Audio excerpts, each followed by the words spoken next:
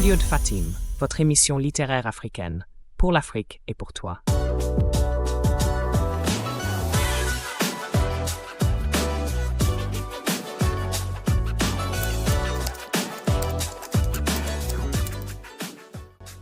Bonjour la team BDF, donc je suis Agnès Cornélie, la créatrice de la librairie Calypso. Donc pour me présenter un petit peu, je suis guadeloupéenne, je suis née et j'ai grandi en Guadeloupe. Je suis venue après en France hexagonale pour faire mes études supérieures, j'ai fait des études de lettres et je suis devenue professeure et au bout d'un moment, j'ai eu envie de devenir entrepreneuse ou entrepreneur, ça dépend, et donc de créer quelque chose et j'ai envie de créer un lieu qui soit en lien avec la culture. Et pour mettre en valeur les cultures des Caraïbes et des Outre-mer et les littératures afro en général. Et donc, j'ai créé la librairie Calypso, qui est située dans le 14e, au 32 rue Gassendi.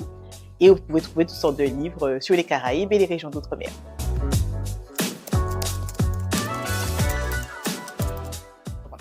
À la librairie Calypso, vous pouvez trouver donc des romans, des pièces de théâtre, des livres pour enfants, des livres documentaires, des livres sur des plantes, des livres sur l'art. Mais il faut seulement que l'auteur soit des régions d'outre-mer ou des pays de la Caraïbe, ou alors que le sujet, ce soit les Caraïbes ou les régions d'outre-mer. C'est ça le fil conducteur. Mais c'est vraiment une librairie généraliste, si on veut. Donc, on a toutes sortes de livres, en fait, mais avec cette thématique-là. Il y a également un salon de thé, donc qui est au sous-sol, parce qu'en fait, au départ, la librairie était située dans le 11e, et elle a déménagé dans le 14e, donc en avril 2023.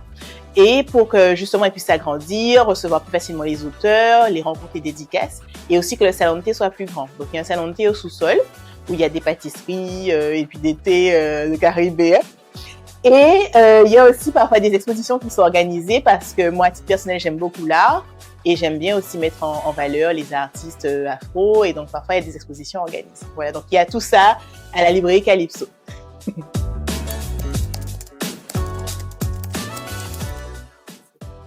Alors, la librairie Calypso a ouvert pour mettre en valeur justement les littératures afro et des afro-descendants parce que ce sont des littératures, en tout cas ce sont des auteurs qu'on ne voit pas forcément dans beaucoup de librairies ou alors dans quelques librairies spécialisées comme ça, mais surtout pour la littérature africaine.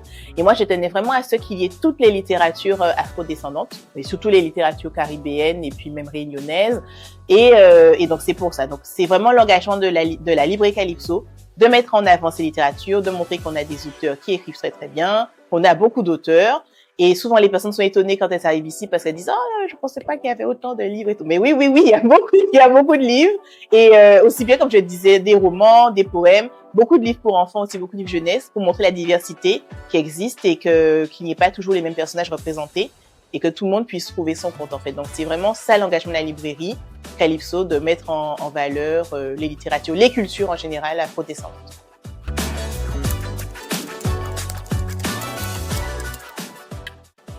Alors, donc la librairie Calypso est une librairie qui fonctionne quand même de manière assez classique, comme les autres librairies. Faut savoir qu'en France, il y a un circuit du livre. Donc, quand on ouvre une librairie, il faut qu'on ouvre des comptes aussi chez des distributeurs qui distribuent les éditeurs, qui eux-mêmes éditent les auteurs. Et en fait, c'est aussi le circuit que suit la librairie Calypso. Donc, moi, quand j'ai des commandes à passer pour commander un livre, je commande auprès des éditeurs. Du coup, au début, quand je venais d'ouvrir la librairie, j'acceptais des livres en auto-édition. J'avoue que maintenant, je le fais vraiment pratiquement plus. Parce que je me suis rendu compte au fil des mois que c'était assez difficile à gérer d'avoir des auteurs en auto-édition qui viennent déposer des livres. Après, pour faire des facturations et tout, c'est trop compliqué. Donc, du coup, je m'adresse directement aux éditeurs qui m'envoient les catalogues des livres, en fait, qui sont à paraître au moins 3 ou 4 mois à l'avance pour que je puisse faire les sélections. Je reçois aussi des services de presse, donc des livres pour pouvoir les lire avant, me faire une idée, savoir si c'est intéressant, si ça rentre dans la ligne éditoriale de la librairie surtout. Et voilà, donc c'est comme ça que ça se passe. Et donc, c'est comme ça qu'on fait pour avoir son livre à la librairie. Mais en fait, en général, donc, ce sont pas les auteurs qui viennent me voir, ce sont vraiment les éditeurs ou alors les commerciaux des distributeurs.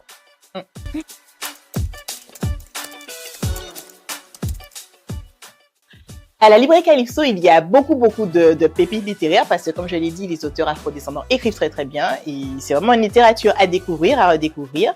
Mais j'en ai sélectionné quelques-uns quand même pour que vous puissiez voir. Alors, tout d'abord, La licorne noire d'Audre Lorde. Donc, c'est un recueil de poèmes qui est sorti aux éditions de l'Arche et qui a été traduit par Gertine Ambury. Donc, il faut savoir qu'Audre Lorde était parce qu'elle est décédée maintenant, était une écrivaine d'origine grenadienne qui a vécu aux États-Unis Et c'était une engagée féministe, une engagée féministe en fait, c'est essayiste, qui a des écrits très importants.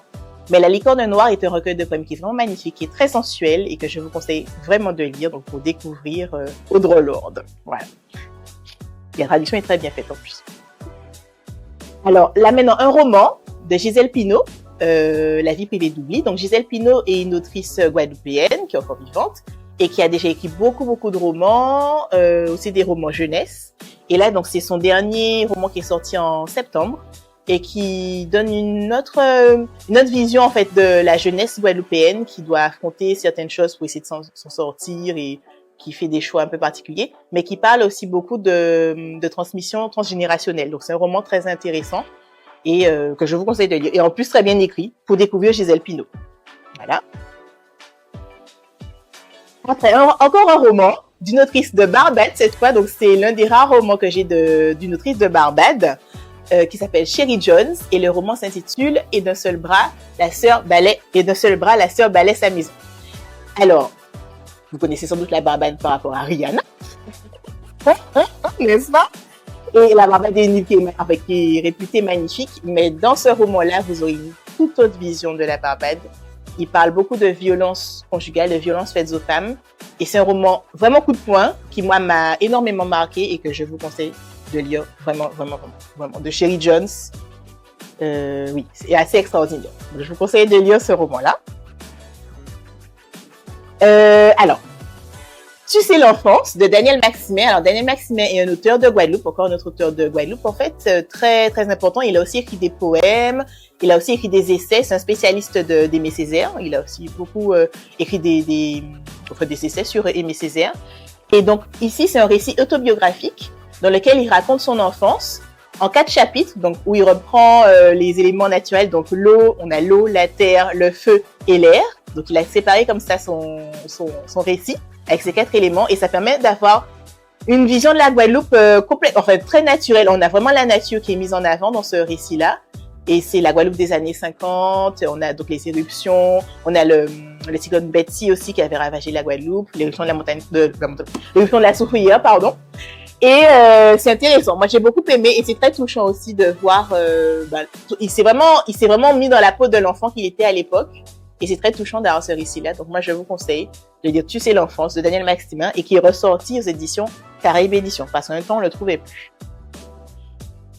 Et enfin, mon coup de cœur je pense de vraiment tout ces dernières années, même parce que ça fait au moins 1 an et demi qu'il est sorti ce livre-là. Donc c'est La Sirène de Black Conch de Monique Roffé, qui est sortie aux éditions Mémoire d'Encrier, qui a été traduit par Gerty Dombury, encore une fois, donc comme le recueil d'Audre Lorde, en fait.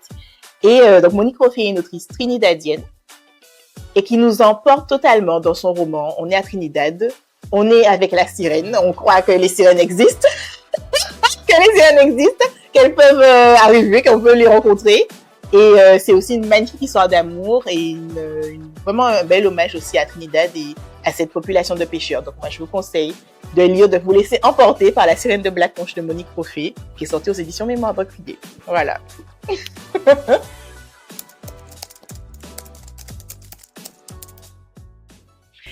Alors, donc, pour terminer, merci beaucoup à la Bibliothèque de Fatim pour l'invitation. C'est un plaisir, en fait, de pouvoir échanger avec vous et vous présenter un peu la librairie Calypso et puis tout ce qu'elle regorge. Et surtout, merci aux auteurs parce que c'est grâce à eux qu'on a toute cette richesse.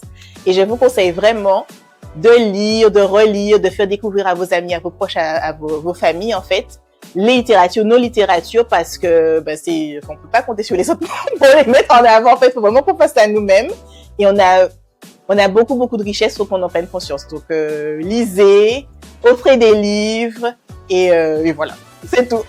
Merci beaucoup.